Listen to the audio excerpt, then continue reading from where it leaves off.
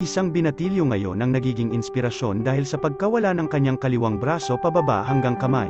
Siya si Sean Lester Beltran. Si Sean Lester ay isang batang punong-puno ng pangarap para sa kanyang pamilya. Grade 11 siya nang mapagdesisyonan niya na ihinto na ang kanyang pag-aaral para tuparin ang kanyang munting pangarap. Nagsimula siyang magbenta ng mga personal niyang gamit upang makaipon ng sapat na halaga para makapunta ng Maynila upang tuparin ang pangarap niyang maging isang artista. Dahil sa angking kagwapuhan nito ay iba't ibang audition ang pinuntahan ni Sean para sa kanyang pangarap. Sumali rin siya sa iba't ibang talent search on stage gaya na lamang ng Teen Page 2020 kung saan ay nanalo siya ng Social Media Awards at naging isa sa mga finalist dito. Ginagiliwan din si Sean sa TikTok dahil na din sa angkin galing nito sa pagsasayaw at dito ay umani na siya ng mga taga-suporta at unti-unti ay nakikilala na din siya. Dahil sa dumiraming supporter ni Sean ay naging metikuloso na siya sa kanyang itsura at naisipan na ding mag-gym upang mas lalong maging attractive sa publiko para na din sa kanyang pangarap. Hanggang isang araw ay bigla na lamang itong nakaramdam ng pananakit sa kanyang katawan, ngunit dahil nga sinimulan na nito ang pag-workout sa gym ay inakala lang nito na ito ay parte ng kanyang pag-gym lamang. Lumipas ang mga araw at naging madalas na ang pananakit ng kanyang katawan, especially sa kanyang kaliwang braso, at dahil napapansin niya na din na tila ba lumalaki ang kaliwang bahagi ng kanyang braso ay minabuti na ni Sean at ng pamilya nito na magpa-check up na sa doktor. Hulyo taong 2021 nang unang magpasuri si Sean sa doktor ay nakita ang isang bukol sa kaliwang braso nito. Nang pinabiopsy ito ay natuklasan na mayroon na pala siyang stage 4 bone cancer. Dumaan ng ilang buwan ay mabilis na lumaki ang bukol sa braso ni Sean, at ito ay umabot sa bigat na 45 kilo.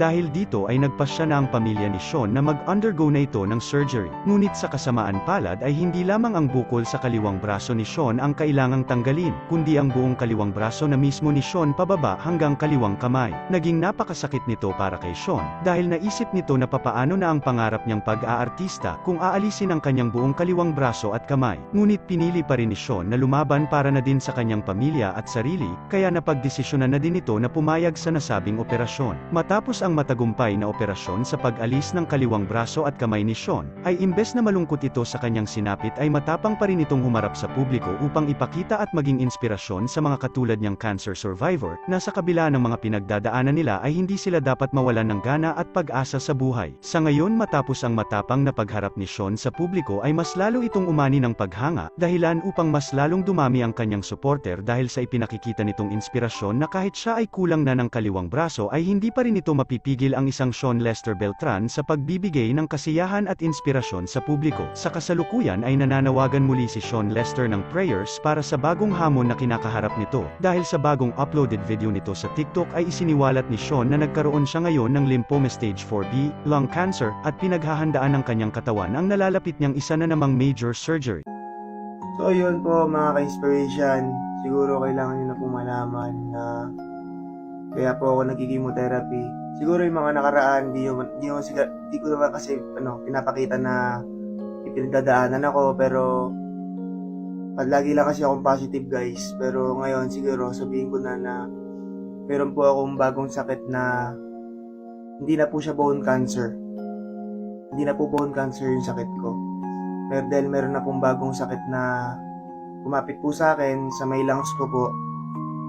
Lymphoma po, stage 4B na po siya sa lungs ko po. Meron pong kumalat sa lungs ko po na cancer dito po sa kaliwa saka sa kanan.